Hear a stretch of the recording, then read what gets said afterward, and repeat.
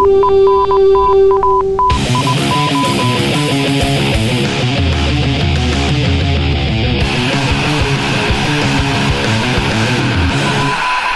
to Norse Code, the number one Tim Tebow for your Adrian Peterson schedule leak, or the number one podcast for your Minnesota Vikings. I am your long-suffering but now returned host, Dusty O'Connell, and I am here with blogger, analyst, and our regular co-host, Arif Hassan. How are you doing, Arif? I'm good. How are you, Dusty? I'm doing pretty well. And joining us also this week is our intrepid producer and interim host for the last couple of weeks for a little three-man pod panel, James Bogachnik. How are you, James? I am doing fantastically well, and I have to ask, how was your sabbatical, and did you enjoy the Aaron Hernandez trial, and did you enjoy the seedy opium dens that you were hanging out in while you were watching the trial? My only regret is that they did not allow popcorn in the opium den. You didn't see the sign on the wall that said no popcorn? Well, no, That's a huge thing. Like, how do you not see the... I just thought, I mean, it's kind of like, who really cares what's being posted at an opium den? The people who spend the time in the opium den. You're practically living there. Yeah. But the idea is that the floor gets dirty. Yeah, when you walk into a house that's not your own, you ask whether or not you take your shoes off, right? It's the same thing with popcorn and opium dens. What the fuck, Dusty? But the haze of smoke is supposed to cloud both your vision and your mind. Like, what's on the walls is less important. Have you ever even been to an opium den, James? Like, I suppose we can move on. I have not started this podcast off well. Yeah. At any rate, we are all here to bring you the 69th episode of Norse Code per our remarkably inefficient numbering system. 69. Ha ha ha! Where does go? It's true. Pretty soon, by the time our third season starts, we might be up to what, like 90 episodes, 80 episodes. Gosh, that's impressive. We could not have done it without the support of our dedicated core group of listeners. I want to take a moment to thank you all so much for listening to the podcast and for your generous contributions to help keep the lights on. If in the future you've got $5 extra in your pocket and you would like to put it to a good cause, just stop by our website, norsecodepodcast.com, and click on the little PayPal donate link in the bottom right-hand corner of the page. We got an email over the course of the last, interim episode time that some people are still having issues signing up on iTunes to our most current RSS feed due to issues that are, for the most part, beyond our control. I'll get in touch with both Blog Talk Radio and Apple support because there's no reason for this to be an ongoing issue. But there are two listings for Norse Code in the iTunes podcast directory, and the one you want is the one that says Norse Code, the number one podcast for your Minnesota Vikings. Our silly tagline is actually important in this case, and alternatively, you can just look for the shiny purple logo that is at the top of our website, norsecodepodcast.com. That is our album art for the most current updated version of the Norse Code feed that exists. And we would really appreciate it if you use that feed and not the other one, because the episodes themselves are higher audio quality, and we benefit from better analytics and tracking using our new platform as opposed to the old one. Plus, you don't want to sit here and you don't have us sitting here talking about MeUndies or any sort of supplement or Audible or anything. You don't want a Reef talking about MeUndies. No, I don't think we want anybody talking about MeUndies. I don't know if we're at a point where we can really start like hawking testosterone supplements in Rogaine either. Like, that's not really where I envisioned us. And with your continued assistance, Norse Codians, we can prevent such a dreadful fate from ever happening to us. It really would be upsetting to hawk both testosterone and Rogaine. I mean, they work at contra purposes. Well, I know, and like, what does that say about our audience? Like, do they just like not know what they want? Like, like, pick a side, everybody. Pick a side. I personally would choose bald and strong. I like the Adrian Peterson look. So, Adrian Peterson, huh? He's, I guess, reinstated, which, I guess everybody expected. Yeah, that wasn't a huge surprise. Yeah, his agent tweeted out a picture of him wearing a Tampa Bay Bucks hat, with the caption "Game On" or something. Like, no idea what he's thinking. Who is Ben Dogra? Is he like, he reminds me of Christopher Mintz-Plasse playing the villain in like Kick-Ass or like Kick-Ass 2, just like a bumbling, like cartoonishly evil child. So there's like a lot of potential bumbling, cartoonishly evil villains you could have picked. Why did you have to be so obscure? Because that's just how I roll, I guess. And also, Kick-Ass is a great movie. The hat just seemed a little strange. You get the feeling that he was fired from the Texans, from J.J. Watt, right? And is no longer a part of the company. That he was like this, no longer in charge of a part of the agent group. So he's having a really weird week. So why not just throw a hat on Adrian Peterson too? Is he going full Jerry Maguire? Like, he has the one client. He has the one client who's going to get knocked unconscious in the middle of Arizona. And does that make Adrian Peterson Cuba Gooding Jr.? I mean, that makes sense. They're both bald and loud. It took a lot for you not to say black there, didn't it? What? Oh, they're black? I didn't even notice. Are you? Because Arif does not see color. But that's just because he's literally colorblind. Yeah, that's actually a birth defect. That is not a statement on his racial beliefs. Yeah, but that's not a defect. That's evolution. I am the future. This is post-humanity. No, you only see gray. That's not okay. So what I thought was like kind of funny about the Adrian Peterson stuff is that even now, like the hype bubble is being blown so large that it's starting to swallow up otherwise respectable news organizations. Even the Washington Post had a silly blurb of an article, because what can you really say about Peterson at this point? Other than that, there are 3, perhaps 4 teams that are interested in trading for him, but the Vikings are setting the price for a trade so high that no team is likely to pay it, or at least that's my sense of the matter. I feel like the Vikings are like, well, we don't really want to trade Peterson, so if you want him, you can have him, but you are going to pay through the nose. Well, I don't really know what to make of, because it's escalating, right? So the first I think we heard of a trade deal was actually before all of this happened. It was at the Combine, not last year, but the year before. There's a rumor that Mike Freeman broke that the Vikings were shopping Adrian Peterson, didn't get a price that they wanted for him, and kept him, sort of much to their chagrin. And so they didn't really get much out of keeping him that year. And so in having him sort of on the trade block this year, you hear sort of all sorts of things about what they're looking for. You heard that Cordero Patterson was on the block, which is just, they haven't like given up on him or anything. It's just like sort of unusual. I think what actually ended up happening was that like someone inquired about Cordero Patterson. I don't think they were like actively seeking a trade, but I do know there's a price for Patterson. It's very high, so that's not happening. But with Peterson, you hear like, oh, this trade rumor, people speculate about it. And then John Clayton at ESPN said the Vikings will probably get like a 4th round pick for him, which was insane. And then other people speculated like a 2nd round pick. I speculated a 2nd and a 4th. Fox Sports, or not Fox Sports, ESPN ended up saying it'll be a 1st round pick plus a cornerback, or a 1st round pick plus a 2nd round pick, one of the two.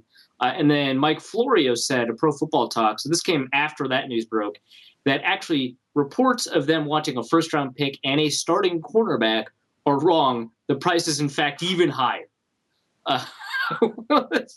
Which is just, it's getting like kind of nuts and out of control. But I think to some extent it's intentional, right? Because I don't think that the price that they're asking for is the one they expect to get. But I think this just might be part of a strategy to try and sort of figure out what the best they can get for him is. And if they end up getting a first round pick plus literally anything else, I'll be very happy and surprised. Yeah, it's going to end with you also have to take Khalil too. And we threw in Khalil in the deal. You did no take backsies. We already called it in. It's a package. The two of them go together. Any trade for Adrian Peterson will involve the entirety of the Buffalo Bills football team. But you can trade him keep for Matt Castle. Exactly. You can trade him for a third-round pick and all of the Buffalo Bills except for Matt Castle. Ain't that some shit? Matt Castle ends up back here in an Adrian Peterson trade. Matt Waldman over at the rookie scouting portfolio said that Jay Ajayi plays running back like it's 1 versus 11, where Adrian Peterson in Buffalo would literally have to play 1 versus 11 on every down. It would be his dream and his nightmare. Do you believe that it is a true thing that the Vikings are saying when they say that they don't want to trade Adrian Peterson after the draft?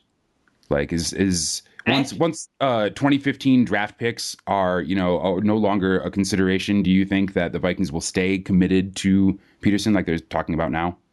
After the draft, I think it is unlikely that they would trade him for the 2015 season. I think that is true. I think it was Chris Thomason that quote unquote broke this relatively obvious bit of news. But yeah.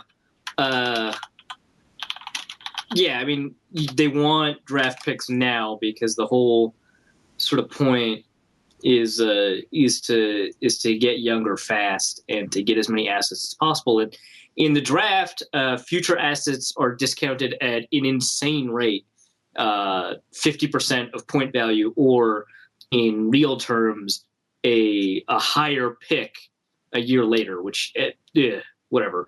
But yeah, you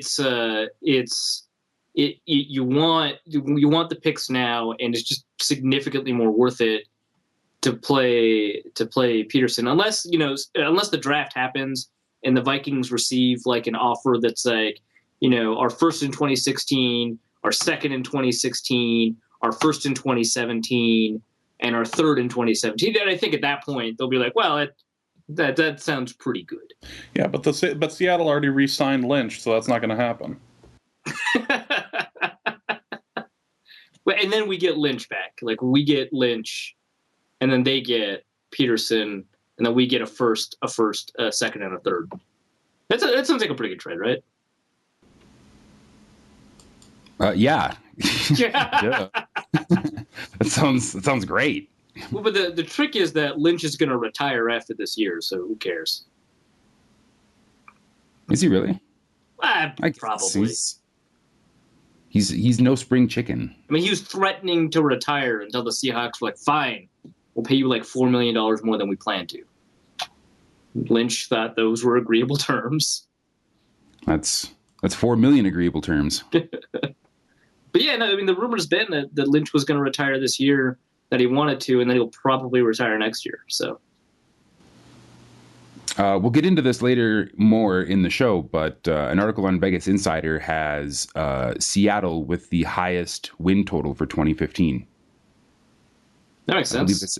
I believe they set the over-under at 12 or 12.5, which, ooh. Well, I mean, the NFC West isn't like insane like it was 2 years ago, right? I mean, yeah, I mean, the Cardinals had a good win total last year, but like, it's not, I don't think it's reasonable to expect them to repeat that performance. I think based off of just what we understand about fluky play, not even just statistically, although statistically I have a very strong case to say that, just what we understand about fluky play in general, right? Like, they don't have a quarterback. So it's very difficult to sustain that kind of success with that one.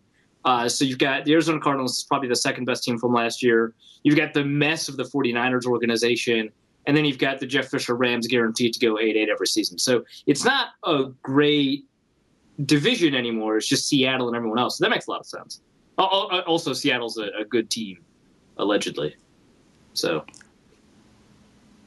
So we are recording this episode on Tuesday, April 21st, and rather than watch the NFL Network 2015 schedule release party, which has that ever been a thing before, or is this like because people actually watch the NFL Network it's gradually now? expanded. So like what it is this year was larger than it was last year. They still like made a big deal about releasing the schedule last year. Just it wasn't like a thing. And just like last year, if you were on Twitter, you were just getting like little bits and pieces of a schedule all day. Like, nuts. week 5, it's gonna be Cleveland at Buffalo. Like, no one really gives a shit. Dude, I had 3 people DM me leaks. Like they're like, "Oh, I figured out what the opener is going to be," and so someone told me it was going to be San Francisco, and lo and behold, it was. And then someone told me it was like I don't even remember the date anymore. It was like December 27th. They're going to play Chicago. 2 people, I think, told me that. And I think that ended up being accurate as well. Well, thank God you were at your computer to see that stuff in basically real time, and you didn't have to read about it 2 hours later. Well, yeah, I mean, it was great because I didn't report it because who cares? And I did tweet out, I can barely remember who's on the schedule during the season next week. So like the release of the schedule is pretty whatever.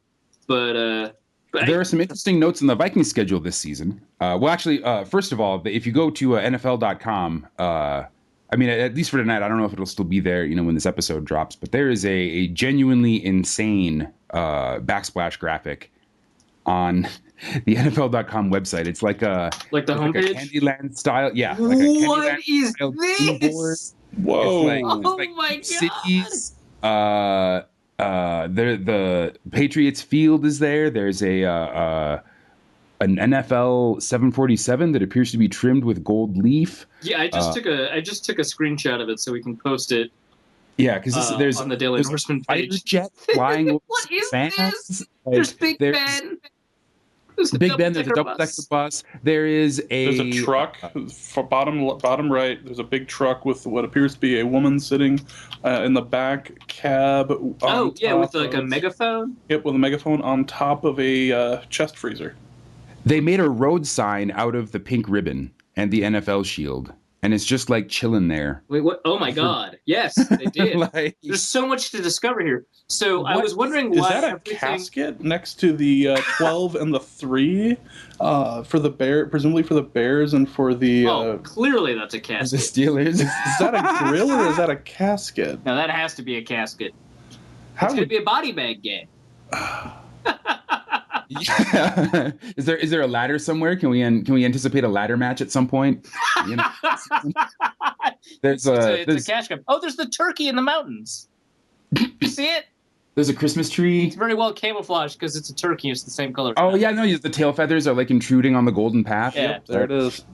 Oh, I can't believe. So when I was looking at the schedule on NFL.com, because I only looked at the schedule and I didn't see this glorious backsplash, amazing mural. So I was wondering why like some of the games were highlighted in gold, and I did not realize that the NFL took the idea of the gold because it's your 50th anniversary is the gold anniversary when you like give gold to your significant other.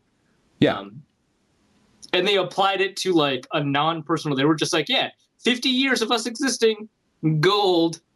Is that just a thing that every anniversary now follows these like weird traditions from like 18th century Europe? Well, they didn't do silver, did they? I mean, I've never. What was is the silver anniversary the 25th? I think silver's 25. Well, it's been a while since the 25th anniversary of the NFL, so I don't know.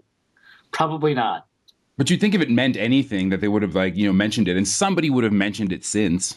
And to my knowledge, no one has. Didn't the league put out a thing saying that the 50-yard line at every stadium this year is going to be gold? No, oh, come on. Really? Am I literally the only person out of us who actually read that? To the internet. Yeah, I'm Googling it. Oh my God, CBS Sports reported it like a month ago, and that's oh my God, the 50 is gold. Yeah. Oh what, God. What is this? The Price is Right? This is awful. God. Well, this has been episode 69 of Norse Code. We're done. We'll send you back your money. Don't donate. No. Oh man. Don't encourage the NFL. Yeah, exactly. We don't need to be promoting this nonsense. Oh no, it's not the 50th anniversary of the NFL, which is dumb. I should have realized that because it started like 1920. It's the 50th anniversary of the Super Bowl. Oh yeah, Super Bowl L. So it's like the 46th anniversary of the merger. So hopefully they'll do like another 50th anniversary for the merger in 4 years. Yeah. The 50-yard line will be red, white, and blue. Oh, see, that sounds typical NFL instead of gold. Oh, right. And for the Super Bowl 50, they're using the Arabic numeral for 50 instead of the Roman numeral. I don't know. Wouldn't it be... What Roman numerals are like X and L, dude? Oh wait, no, Arabic like a number, not a letter number. Yes. Yeah, like a normal letter, Dusty. No, it's actually going to be a normal number. Yes. So they ditched it because of why? This is the simplest Roman numeral to understand in a long time. Well, okay, but think of all the autocorrect fail trying to type Super Bowl L. Super Bowl. Do you really think that they thought about the potential autocorrect problems? No, obviously not. I'm pretty sure everybody in the Vikings front office has like an intern or a like niece or nephew that tweets for them, reads them their emails, like a congressional intern. So okay, I'm just looking at the splash page. So it goes from Chicago to opening weekend in Patriot Stadium. Then it goes to London. Then it goes to this random family next to the mountains in a fighter jet. I don't really know what that's about. Then it goes to the mountains. And then some heavy duty, like inclement weather, like Castle Grayskull type weather. Well, I mean, that makes sense. It's the NFL. So that's when they anticipate the next round of domestic abuse scandals. Then there's Thanksgiving. So that's when Aaron Hernandez escapes from prison, basically. And Bill Belichick is like, well, Roger Goodell only suspended him for 2 games. He's still on the team. We still have to pay him. Fuck, suit him up. I don't really get what the significance of the Bears-Steelers jersey is. They're not the 2 oldest franchise in the NFL. That would make sense. The Arizona Cardinals, I think, is the oldest franchise. But what about the casket? Like, what's that about? That's a much bigger mystery to me than the... Okay, so that's the 4 white. That's like the snow and the whatever. And that's on the other side of the Pro Bowl in Hawaii. In the splash page, and then it goes like right to San Francisco where the Super Bowl is. So, and it has Alcatraz in the background. Why did they draw an extremely large Alcatraz looms in the background? There, paying homage to the NFL's Alcatraz? Criminal element. Wait, wasn't there an NFL game? Chris Harper and Aaron Hernandez will be watching. Wasn't there an NFL game going on during the movie The Rock? Maybe it's an homage to the movie The Rock. There's so many movies where an NFL game is happening. Why didn't they have the stadium collapsing as an homage to like The Dark Knight? Yeah, exactly. Or Keanu Reeves derping it up as an homage to The Replacements. Gene Hackman yelling some sense into him. There's so much meaning in this graphic. This graphic is everything. This is like the NFL version of the crazy murals at the Denver airport. Exactly. The only thing it's missing is a reference to defeating the XFL. No, it's got the fighter jet. That's there too. Rod, he hate me smart. Exactly.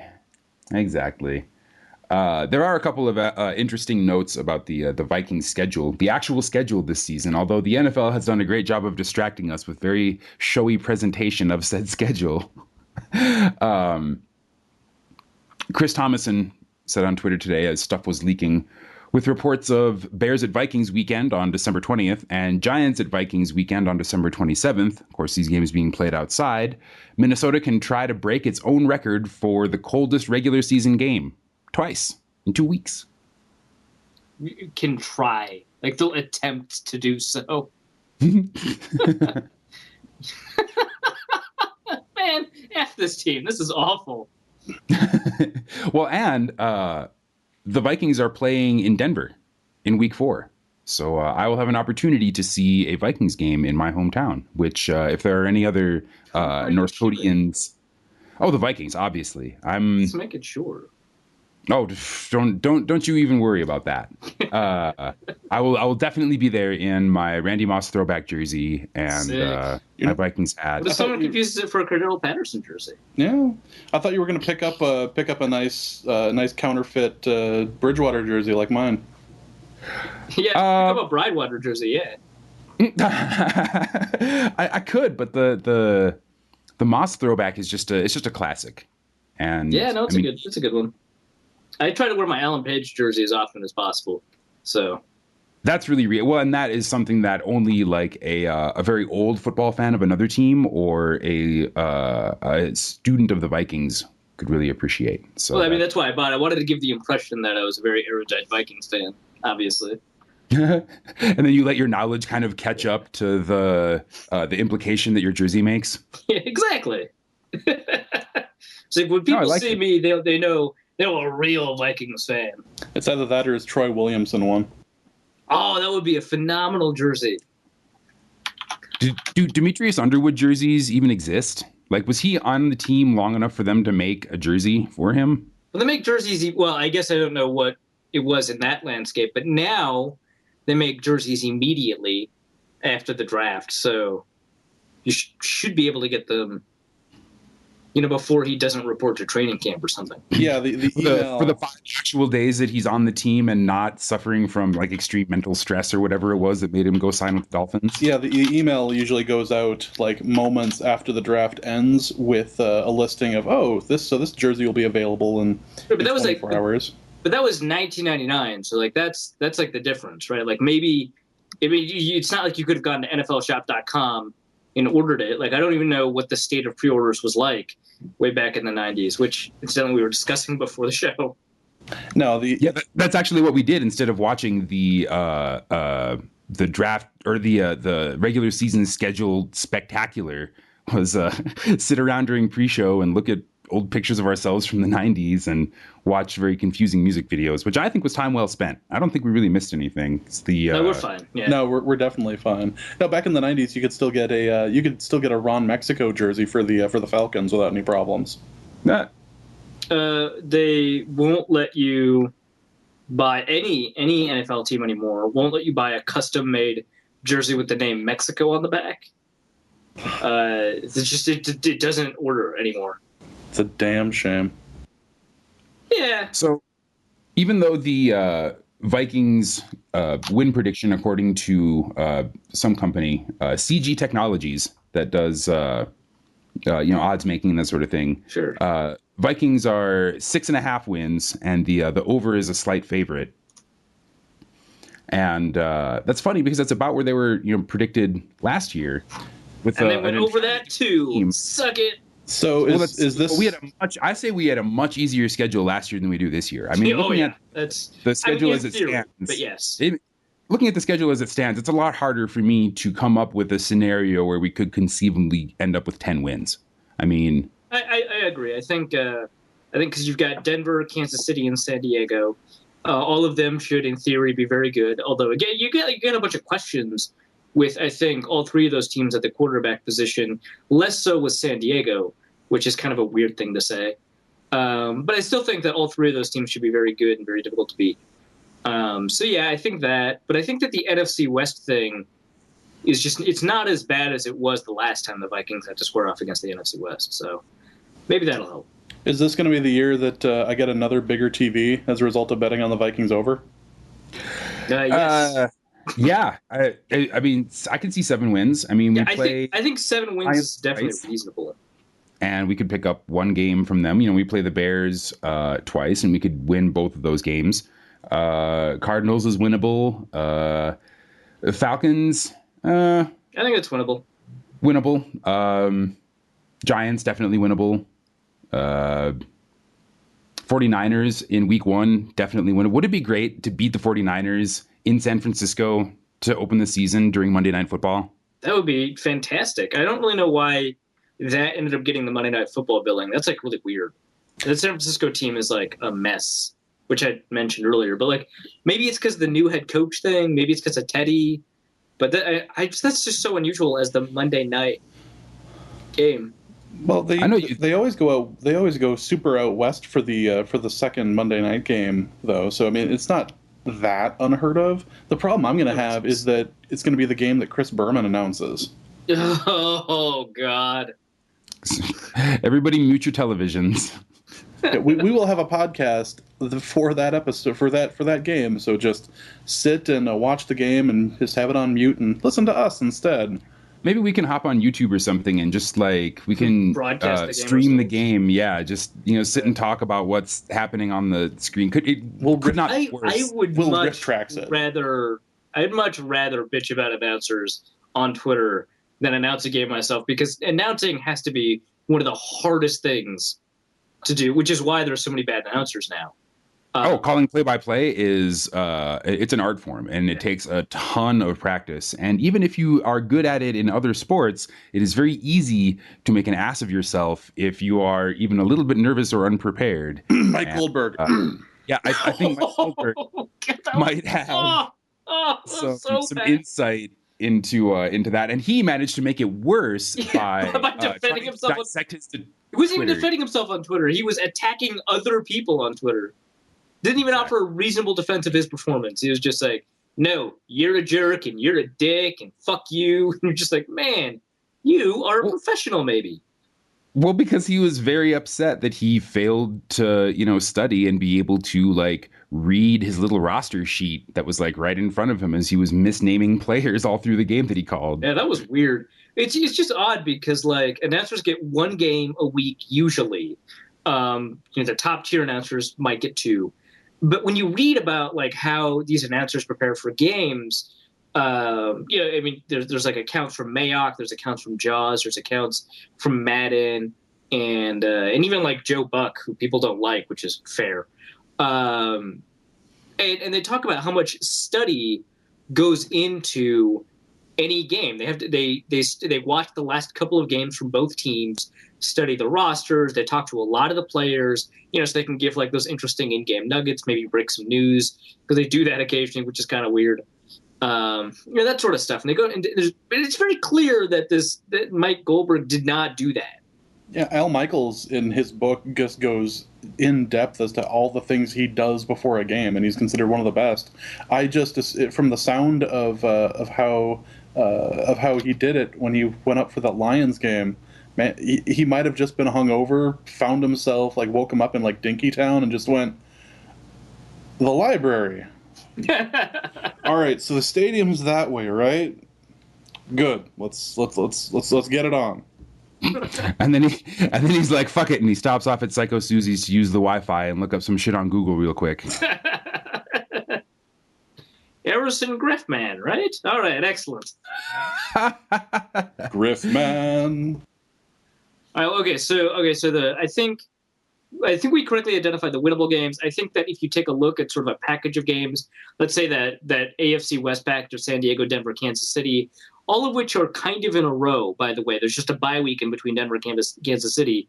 I think there's a reasonable chance the Vikings could win one of those three games. Even if you look at each of the games in particular, the Vikings are probably not going to win, right? Because that's one of the issues with like predicting win-losses from schedules, is that you can assign probabilities in your head, but when you break it down game by game, you're just like win, lose, win, lose, win, lose. And that might end up being an accurate account of what that record is for the team.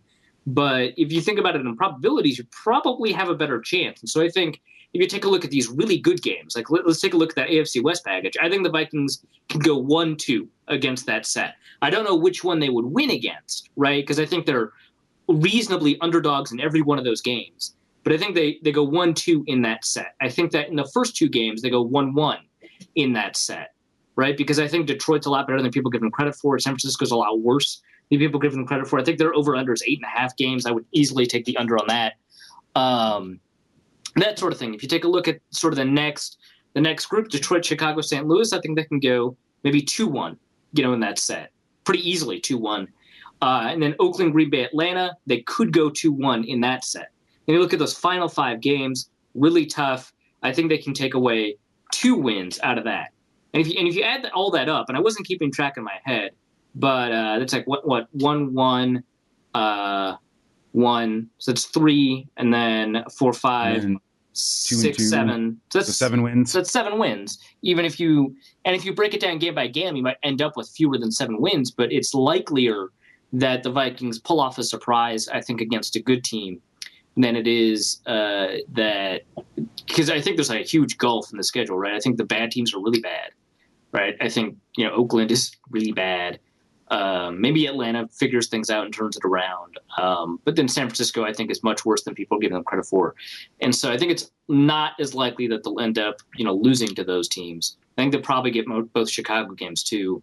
But even if they lose to one of the teams they're favored against, I think, given the number of underdog situations on their schedule, they're probably going to end up with more upset wins than upset losses, just because there's more potential for them. I don't like the early bye. I don't like the week, what is it, 5 bye? Yeah, I think that happened last year too, right? Yeah. Week 5 bye. I don't like it either. There's a pretty decent piece 2 years ago by Bill Barnwell on whether or not the late bye week gives a competitive advantage. And he goes all the way back to when they instituted one bye week. I think in 2002, although he may have only gone back to 2006 because he goes back to 2002 and takes a look at win percentage, which is probably not the best way to look at it. But of those teams with late versus early bye weeks, and there's a slight correlation for earlier bye weeks instead of later in terms of win percentage, which is surprising, I think, but also perhaps incomplete. It probably has no effect, but I agree just abstractly, I would like the late bye week. I'm just jazzed that the last game of the year isn't on my kid's birthday, so if I do end up tossing money on the over-under, I'm not spending the entire time looking at my phone, checking the You'd just be tense score. watching the game instead of tense tracking the game on your phone. I was such a terrible father this year on the 28th. It was fantastic. On the 28th, you say? That's enough out of you. You set me up for that one. Come on, that was right above my hands. I had to pull that one down. So I feel like this season skips the drama of making it to the first round of the playoffs, like we had a couple of years back with a home win at Green Bay to get into the playoffs, and then an away loss to get bounced out. That was so upsetting. And we all knew it was coming too. It was like, well, we can't repeat that amazing. And oh man, the game we won was so fun to watch. Yeah, it was house money. We were playing with house money. There was no way to be upset about that. Yeah, it was definitely one of the most enjoyable games I've ever seen. And I was at the game, which helped a lot. But one of the most enjoyable games I've ever seen. Gosh, December 20th is my birthday. It would be nice to see the Vikings beat the Bears on my birthday. It's at home. It's a home game, and I do travel to the frozen north every year for the old Xmas. So maybe boy, maybe that could be a thing. I might be able to make that too. I think I'll be in the cities around then as well. Maybe that can be a thing. All right, we should set that up. All right. And report back via podcast. Yeah, exactly. Now that I have publicly halfway committed to this, I feel like I probably can't back out. Perfect. So the draft fast approaches. T-minus 9 days until the draft stravaganza, right? It's April 30th. Yeah. Oh my God. Oh my God. Make it stop. It's good. Well, it doesn't stop. Everybody, and there was an article on Deadspin today by I don't know if he's still an editor, but Barry Pacheski wrote about how nobody really wants to read mock drafts, and as a predictive tool, they're basically useless. But strangely, everybody wants to read mock drafts. And yeah, everyone complains about mock drafts, and they draw an insane amount of clicks. Well, yeah, exactly, and they're a lot of work to make. Coming up with your own mock draft. I mean, and anyone that goes down further than maybe the first 15 or 30 draft spots, especially a complete mock draft is a significant quantity of work, and yet they're everywhere. Every football blog, including Daily Norseman, which actually has a pretty great selection of mock drafts. Yeah. And even the Reddit community at r/Minnesota Vikings is getting into it with a community mock draft that will, I believe, cover the whole first round, and then like you can pick who you believe is going to be drafted in a given spot, and then the most upvoted choice becomes the official pick of the community draft. So if you want to participate in that stuff, you've got slightly more than a week to engage it. You, however, have been more, I guess, concerned with working on the kind of draft consensus big board that you did last year at Vikings Territory. Yeah, it's mostly done as of this recording. By the time this publishes, it'll probably just be completely done. But yeah, I gathered a bunch of big boards again. This time it'll probably be closer to 26 big boards instead of the 34 that I had last year. But I think it's a better selection. There are just fewer people producing big boards that are publicly available for me to choose from. But the people that are producing big boards this year, I think they're producing better ones. And it's because there's a lot more thought going into the process. I included some big boards from people who, in my opinion, didn't really watch maybe all 50 of the players that they ranked, which ultimately didn't impact the results. But I think it's going to be a sort of higher quality product. I've got access to some nicer ones. Also, Corey Chavo, who used to play for the Vikings. I've got his big board in this year. I didn't have that last year, which is nice because he runs a really good website, draftnasty.com. But it's just impossible to find the reports because you have to subscribe to them. But I've got a good selection. And I think we can break it down in some interesting ways. I already have the big board published. That's as of Tuesday morning. I'm going to have the analysis of those big boards as well as a process for determining how you rank these big boards up tomorrow or Wednesday, rather. Tomorrow is of this recording, Wednesday, for those who listen to it that are not the three of us, which I think goes into sort of the differences that we have as a community, because there's a big draft, basically. There's big media, right? And then there's sort of the I don't want to call them amateur analysts, but that's what they are.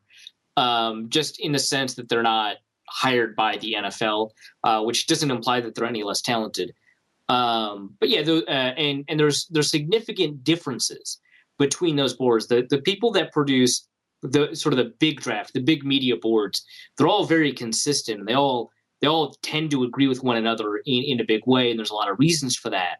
They all have access to NFL sources, so they know about a wider variety of off-field issues. They know to the extent that when off-field issues matter. So, for example, we hear that there are work ethic problems for Marcus Peters, for Paul Dawson, for Tyrus Thompson, who the Vikings talked to. He's like a fifth-round tackle. I just come up with a couple of names.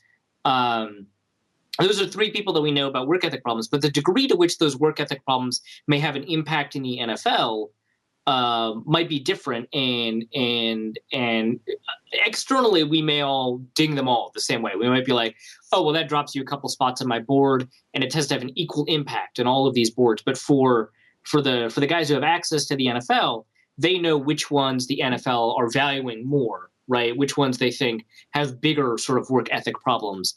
And which ones don't. And so they have the ability to sort of better adjust their board. And that produces some disagreements there. They also know about injuries, right? They know about the combine medical stuff that people don't know about.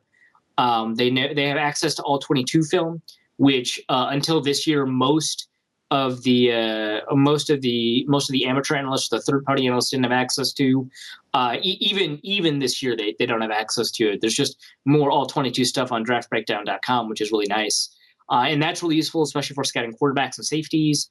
And then they can talk to coaches to learn schemes and responsibilities and stuff. And, a lot of them have formal training, which may make them better, maybe not make them better, but certainly creates a filter by which they evaluate the players that is different. It gives them a different viewpoint than a lot of these amateur analysts that either pick up the game in particular ways, or they played the game, but they weren't trained to evaluate it, just all those different things. And so the people who produce these third-party boards, they're wildly different from each other.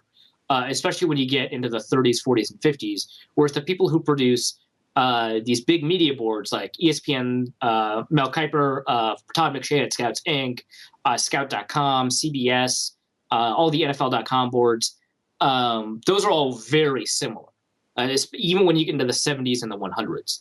And so it's really interesting to take a look at how they differ, why they differ, if there are any patterns in those differences. And then we'll take a look at some of the players who are individually the most polarizing, not just between those two different groups of people, but also between every single board. If a player is ranked wildly and consistently, that is an interesting player. I think just abstractly, that is a super interesting player and reveals a lot about the evaluator and not just the player. So a lot of people thought that might be Johnny Manziel last year, and that's sort of true. But there were a lot of players where that happened to be true. I mean, people who were undersized, for example, ended up on that list a lot, like Michael Campanaro, wide receiver selected in the 7th round by the Baltimore Ravens. Extremely intelligent receiver, pretty polished, obviously, like not the most polished receiver in the world, but pretty polished, definitely more than most draft prospects. Super small, not very fast. So a bunch of people rated him highly, a bunch of people rated him lowly. He was a very polarizing player. Manziel was sort of polarizing, but not as much as you would have expected. Clowney wasn't that polarizing, even though there's a lot of hot takes on him. Went Smallwood, another undersized, slow player that happened to play with a lot of instinct. So you can take a look at who's actually drawing sort of the most differences in their evaluation and what that means. So I think there's a lot of interesting things you can do once you develop a consensus big board. And there's not even a good definition of consensus. Do I average out the ranks for a player? Do I assign points based on where that person is slotted? Do I only look at the median? Do I only look at do I remove outliers and look at that average? So there's a bunch of different ways to look at it too. So a day or two ago, I think it was Ron Jaworski wrote something about how, in his mind, or according to his sources, Jameis Winston is no longer the ostensible number one pick, and now it's going to be Marcus Mariota. I mean, that's kind of it's interesting for a couple of reasons. The first, you have to filter it through does this sound like we're trying to generate, media coverage in the run up to the draft? Well, exactly. Do you think that? I mean, Jaworski is one of the guys that we could call him Big Draft or a member of that party, right? Yeah. Like, do you think that people in that party are more susceptible to that kind of thing, like just ginning up clicks or trying to create controversy? Because next week, right before the draft, it'd be like, oh no, I guess Jameis Winston is the guy. I mean, is that right. So I have a couple of thoughts on that. The first is it's interesting because you have to evaluate it through that filter. But also Mike Mayock said something great. He very suddenly changed his ranking. He had Mariota over Winston, and the two reasons he gave were kind of confusing. And I have no problem with people changing their rankings sort of late in the draft process, because constantly evaluating how you rank players is really important.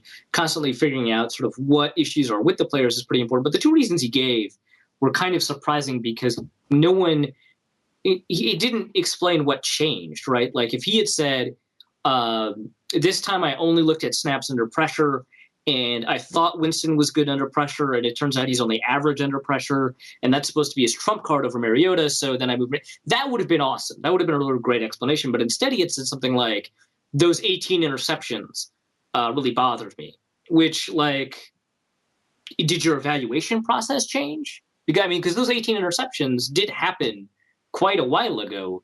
And so to what extent did your evaluation process change? Did it change your opinion of Hundley? Did it change your opinion of Garrett Grayson? Why is it this now happened and then Mariota is now above him? Yeah, that sort of stuff. It's the sort of thing like, oh, well, I can understand a pro day changing someone's mind, but not, the 18 interceptions that he threw during the regular season 3-4 months ago. Right, and I can see why you would change your mind on that if you explained that I'm looking at it through this lens, or an even better explanation. Matt Bowen at the Bleacher Report did a pretty good job breaking down those 18 interceptions. An even better explanation could be when I relooked at those interceptions, I found a consistent pattern, and that pattern bothered me. Right, that's I discovered something new, right? And that's why I did a different thing. But no, he's just so 18 interceptions. So someone just informed me of the stat. That's pretty surprising, huh? Like, what? So, yeah. I know, like, the implication is that everybody else's analysis just didn't consider that. You're right, exactly. Like, have you guys heard about this thing that he did all season last season? Like, this might be kind of important. Yeah, and so that's a problem, because I would like, because I think more valuable to a fan, it would be, which is not to say more entertaining or more in demand, but more valuable to a fan would be an explanation of the process by which you change your rankings late in the process, even if it's just more clickable and more in demand to say, yep, Mariota's my number one now.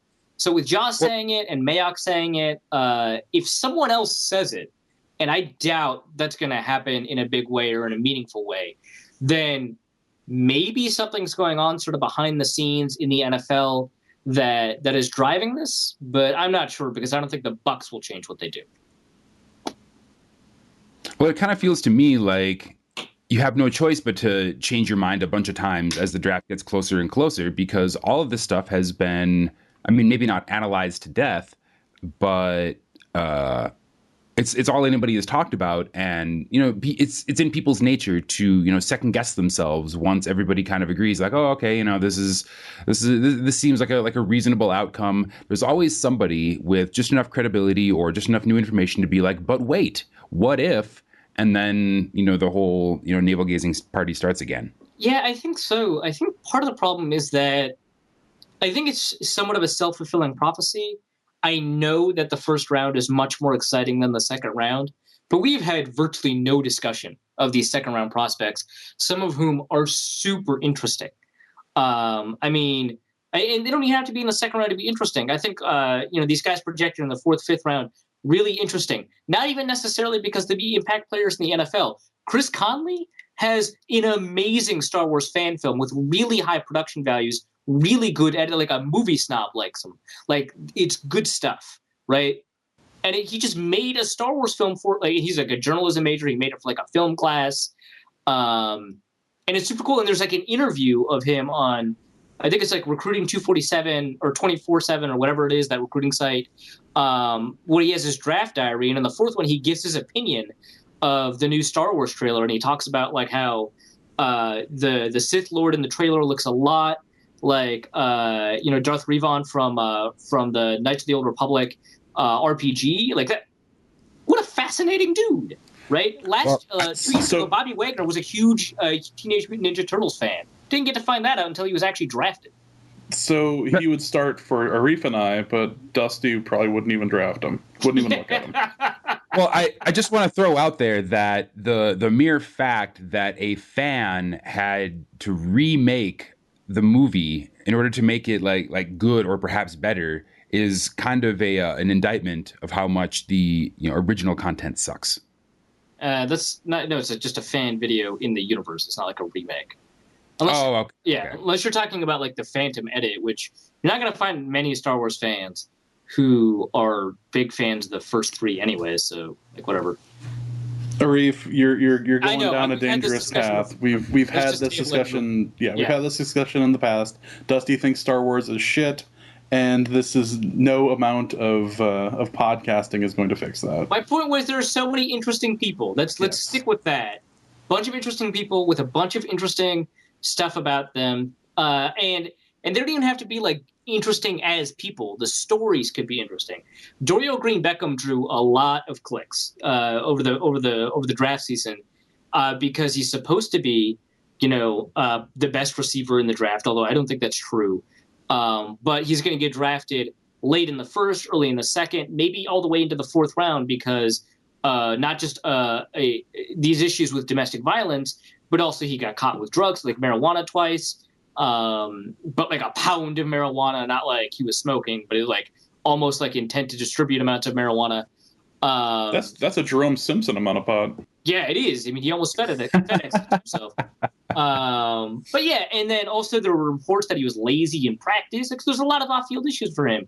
And so, like, at what point do you sacrifice what you think might be maybe not a generational receiver, but the best receiver of a draft class because of these off-field problems. I mean, we just had these Josh Gordon and Justin Blackmon problems, but it's not like people forgot about Randy Moss either. So that was a good narrative. But there are other players that have these narratives later in the draft that are super talented, like Frank Clark, suspended from Michigan, domestic violence issues. It just recently turned out that he was cleared, but like who knows what that means in the context of domestic violence. But he's one of the better pass rushers in the class. People have just forgot about him because he wasn't ranked number one on a lot of boards or ranked in the first round on a lot of boards. But he's super talented. But I mean, it's a story, so he doesn't necessarily have to be interesting. He could even be a despicable person, which it sounds like there's a good possibility of that, even if it's not like true, right? There's a good possibility that he's not a good person, but the story is interesting. There's a lot of interesting things to do. MMQB at with Peter King has a bunch of these really interesting stories. Ellie Marpet from Hobart College could be the highest Division III drafted player in years. And MMQB drew a lot of clicks for this Ellie Marpet story because it's a really interesting story. But like Mayock and Kuiper and McShay and TV, they like to talk about these first-round guys, and so they're forced to, like Dusty and James, like what you said, is maybe change their minds. Maybe not even because it may not even be for a cynical reason. It may not be because they want clicks. Like I think Mayock is genuine in what he's doing, but it may be just because they're uncertain. Like you said, Dusty, they could be second-guessing themselves because there's like they made a decision in February who they ranked higher, and then they have to sit on this decision for like 3 months. And constantly people are asking them about it. And so at some point, maybe you just do something to do something. But that's what happens when you focus, I think, on a lot of these first-round prospects. I wouldn't be surprised if coming out of the combine or coming out of a lot of these pro days, teams' boards are set for the first round. In fact, people say that they are. I don't actually believe them that much. But they say that these first-round boards are set, maybe even the second-round boards are set. But you need to figure out what you're going to do in these later and middle rounds. And some of these middle-round stories are just so cool. You have there's that long snapper who's in the Army. There's that punter who is in the Army. There's Trey McBride, the son of Army parents, who went to like a Division II school, William and Mary, for academic reasons, even though he's a stellar receiver. These are really cool, but whatever. We're not going to talk about them. So it sounds to me like you are kind of on the side of maybe the amateur draft analysts with more interest in kind of the second, third round, some of the more talented players, and that fits more with the Vikings kind of draft style and maybe the way that they'll approach it. I suspect that the second and third round and fourth round will be more interesting for the Vikings than the first. But do you think that? Well, it depends on what happens with Peterson, right? First round could be really interesting if something happens with Peterson. That's true. But do you think that big draft might? They have a much closer relationship with the league, right? Like a lot of these guys are at some level access journalists that rely on access to league sources, right? So do you think that maybe they are kind of focusing more on the first round because there are so many people with? There certainly are interesting stories, but a lot of those quote unquote interesting stories involve character issues. And I can certainly see the league wanting to minimize those as much as possible and maybe not start a bunch of, very in-depth conversations about people who are, second and third round draft picks, but, all have legal stuff in their past or disciplinary stuff in their past to overcome. Maybe, but there's a lot of coverage of a player like Doyle Green Becker, right? Whose story is arguably worse than some of these other character issues. And I think it's because of this talk about the first round. So I think that's driving it a little bit more. And when you say that they're access journalists, I think to a huge degree that you're right. It's just I don't think they see themselves as that.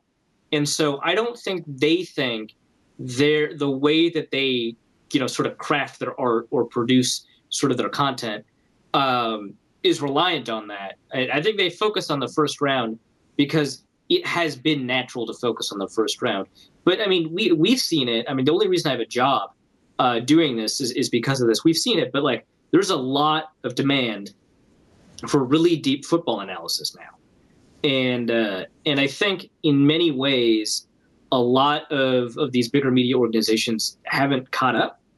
And as a result, they embrace it in some ways, right? Because they talk about like advanced statistics, which is like one facet, one pillar of this demand for more advanced and more in-depth football analysis. But like, I mean, so like Grantland exists, and a lot of really good Grantland stuff has to do with that advanced football analysis, and they like basically created a corner of Grantland just for that. And they're really good pieces, and they're really good articles, and they drive a lot of media. But like, I think it's still seen as sort of niche stuff. And so when the NFL Network breaks down scheme stuff, people love it. They rave about it. They talk about it. But then they don't really follow up on the concept of more advanced analysis, more in-depth stuff. They're just like, oh, and we can do the scheme thing. Isn't that cool? We drew a bunch of lines on the board to explain the scheme. And now let's go back to two guys in suits tossing a football back and forth in the studio. Exactly. Yeah. And I mean, baseball has struggled with that for years. I mean, sabermetrics have been a thing since, the early 2000s. And with the increasing advent of, pitch FX and now field FX cameras, there's more ways to record and, look at data that people couldn't even, quantify 15 years ago.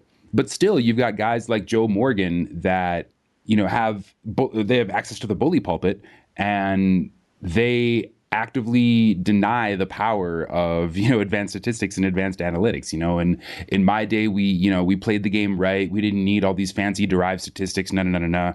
And Joe Morgan may not be the best example because a lot of people, ridicule him for being generally wrong, which is, fair.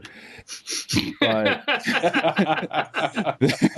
that's a decent criticism, yes. Which he is wrong an awful lot. But I think that football, for as much as people do want, more analysis and deeper analysis, I think there will always be kind of an old media pushback to that. There will always be cranky old men with long contracts that are resistant to that sort of thing. And I mean, you and I and James and everybody that listens to this show obviously loves all that stuff. But we're connected to Twitter. We're maybe more than just the casual sports fan. There are a lot of people that just don't invest that much time into learning about a sport other than just watching the games when they're on.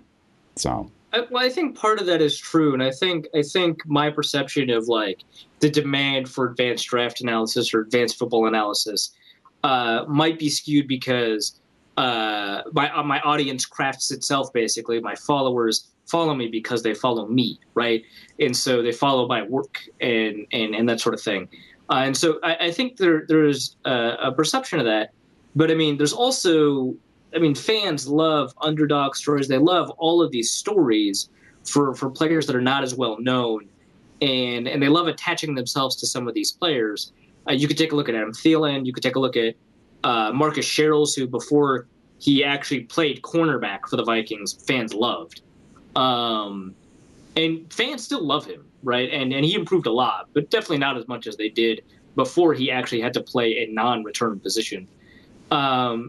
And there's always, like, every year, every team has a late round pick that fans attach to. It may not be a late round pick, maybe an undrafted free agent, but they attach themselves to this player. And this year it might even be someone who's already on the roster, the Polish offensive lineman Babatunde Ayebusi.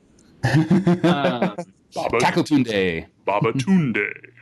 And so, but like, there's so many like stories. People attach themselves to the Margus Hunt story. 2 years ago, drafted by Mike Zimmer's Cincinnati Bengals. He's like from, I think, was it Estonia? I think this athletic freak that like went to Southern Methodist to be on their like track and field team before the track and field team just stopped existing. So the football coach recruited him. Like that. I mean, that was an interesting story. Cool, but there's so many interesting stories they could just talk about, and they don't. And so it doesn't even have to be a question of like advanced football analysis and whether or not there's a demand for it, because the real demand is to enjoy sports. right? And so the idea that they obsess over these guys at the top because that's what people want, because it's a self-fulfilling prophecy. They put that out there, and that draws clicks, and so that's a confirmation that putting that out there is what they need to do. And then they sit on these guys at the top, and they get uncertain, and they change the rankings and whatnot. So it's a little less responding to what people want, and maybe a little more telling people what they want in kind of a subtle way. Right, and I think this is sort of like an underrated part of media analysis in general. All media is co-productive. All media, to some extent, generates its own demand and demand profile. That doesn't mean that media isn't adaptive to what fans want and stuff like that. Because, I mean, take a look at the early days of the Bleacher Report, who rightly earned a lot of criticism for being clickbait, for being SEO friendly, for being sort of the BuzzFeed of sports. And they did that because it got them clicks. They didn't do that. They didn't do that to create a market. They took advantage of a market that people weren't taking advantage of. But then you take a look at what Bleacher Report's doing now.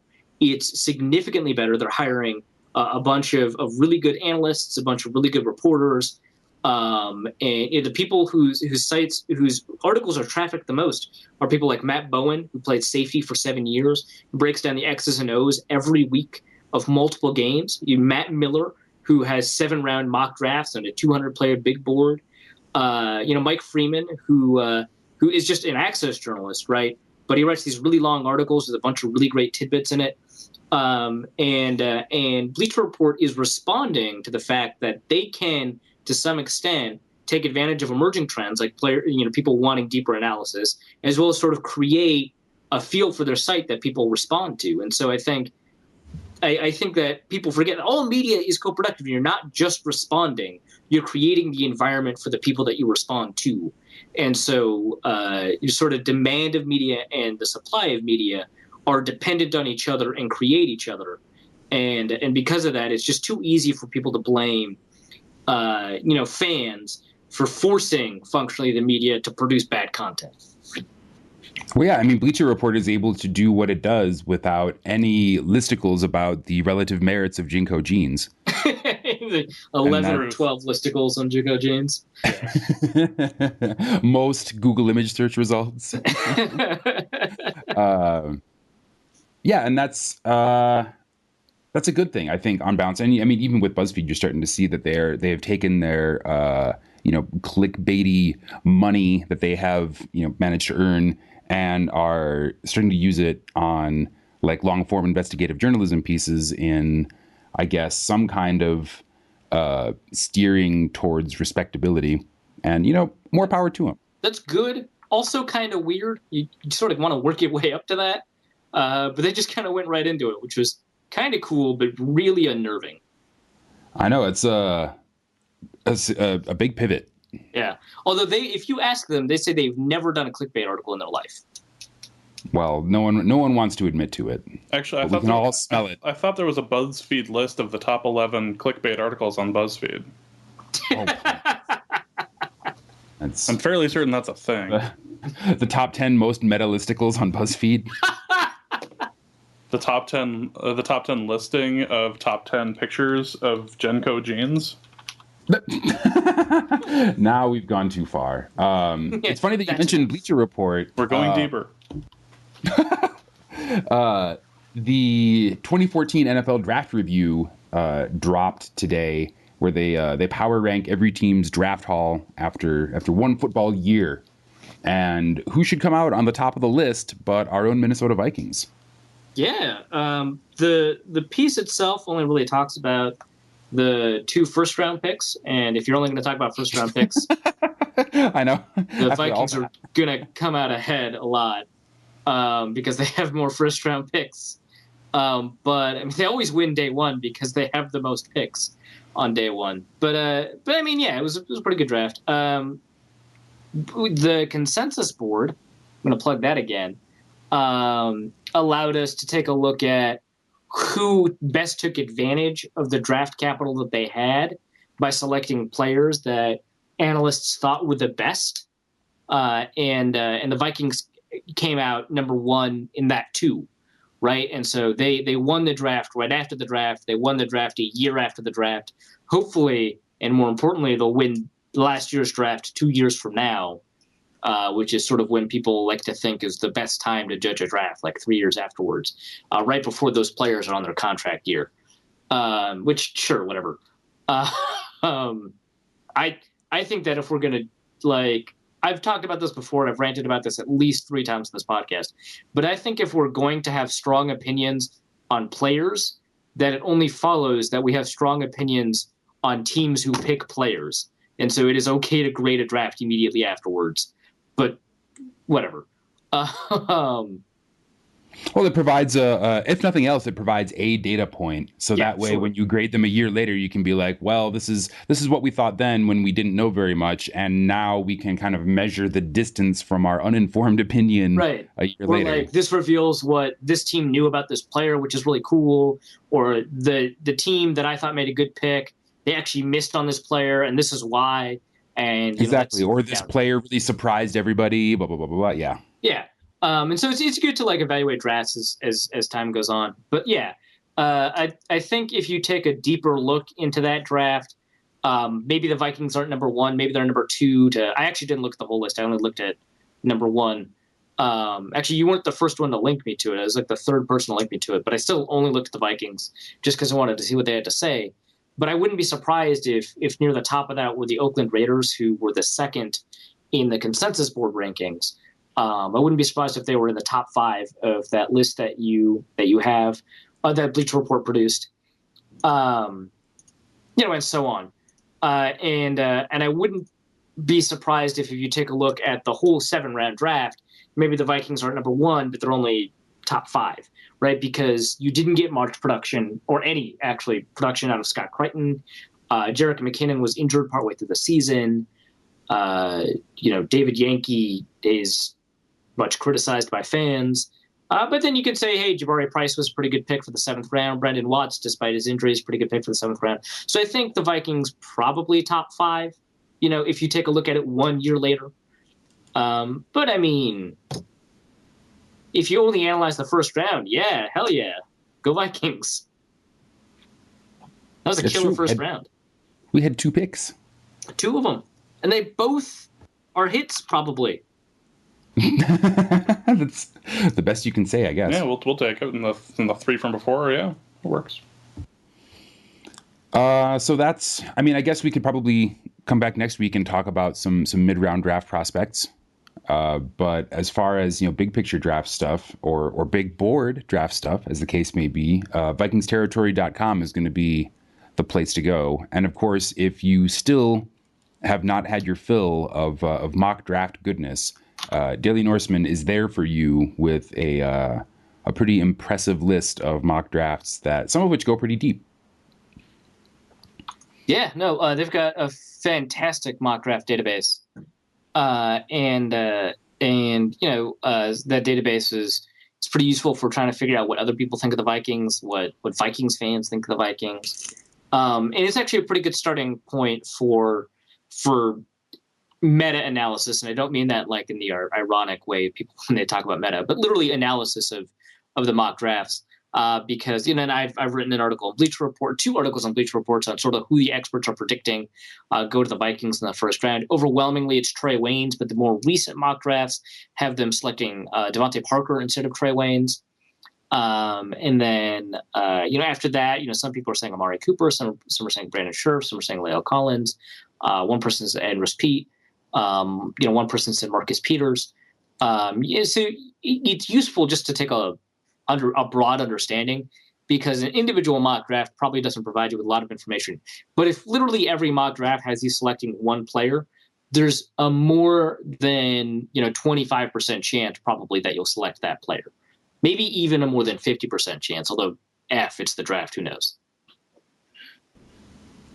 So I have, I guess maybe not terrible news, but I made the executive decision at some point on my extended Aaron Hernandez trial watch sabbatical that I was going to 86 the number of the week. So that is the number of the week this week, 86. It implies that there will be no more numbers of the week, because nobody seems that excited about it. And frankly, I was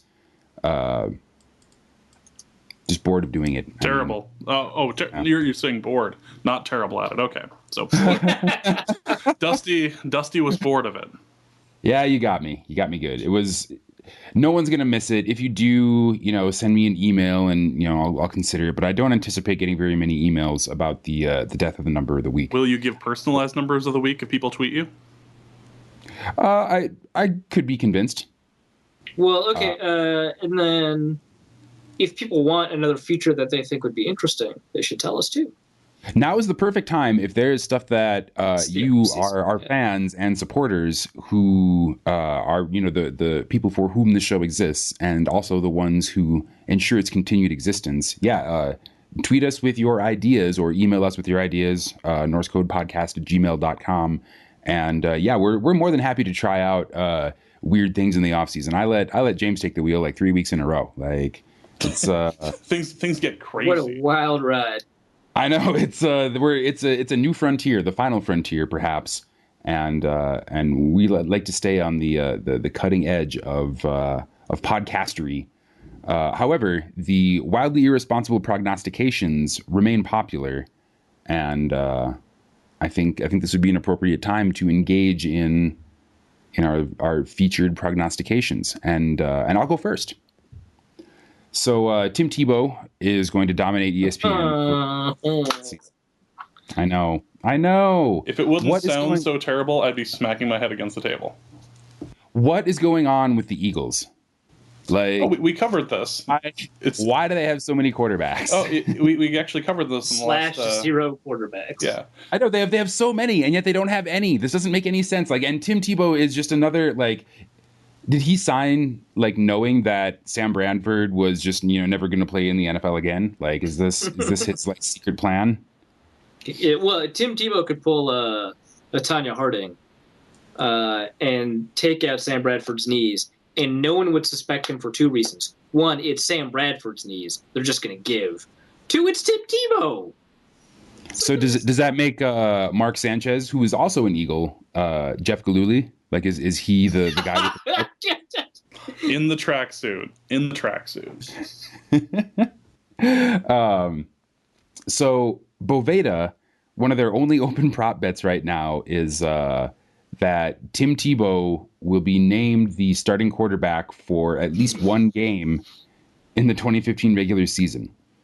3 to 1 not necessarily for the Eagles, but just in general. Not that should change the odds, but. I think it actually says Eagles. Let me look real quick. But plus 300 on. Really? Tim Tebow starting a game. Not plus 1,000? Being named starting. Yeah, I know. That's what I thought. And so I decided to double down.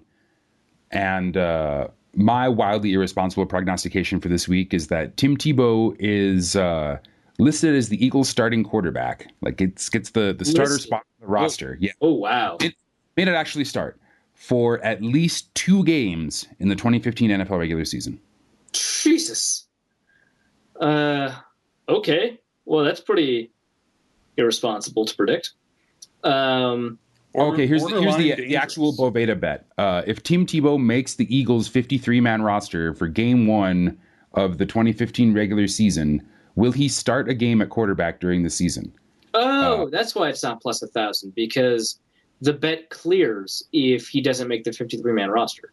Bingo. Yep. So it's plus 300 and then minus 500 for no.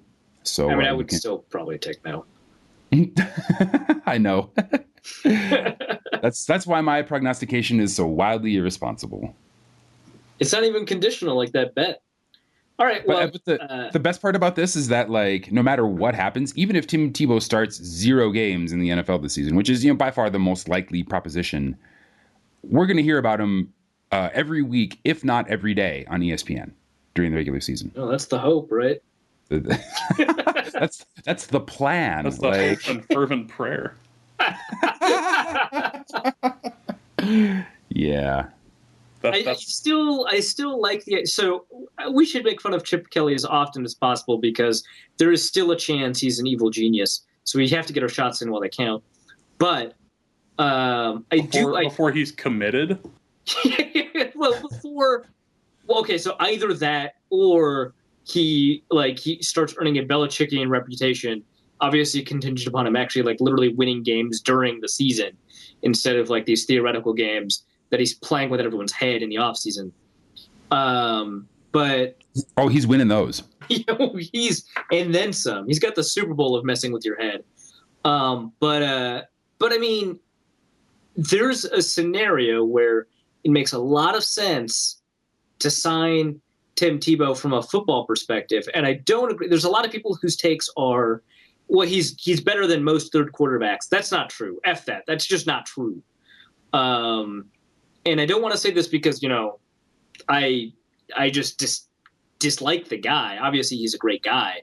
Or even that I dislike the coverage, which I do. It's actually, I think it's just people have this weird perception that third quarterbacks are these awful quarterbacks that can't even hack it in the NFL. And that's just like not true. I mean, obviously there's a reason they're the third quarterback on the roster, but I mean, Christian Ponder, the don't give a fuck version of Christian Ponder, who's even worse than he was in 2012. The don't give a fuck one that was on the roster this last year, who was probably the worst version of Christian Ponder. Because it was like 2011 Ponder, 2013 Ponder, 2012 Ponder is probably how you'd rank them, right?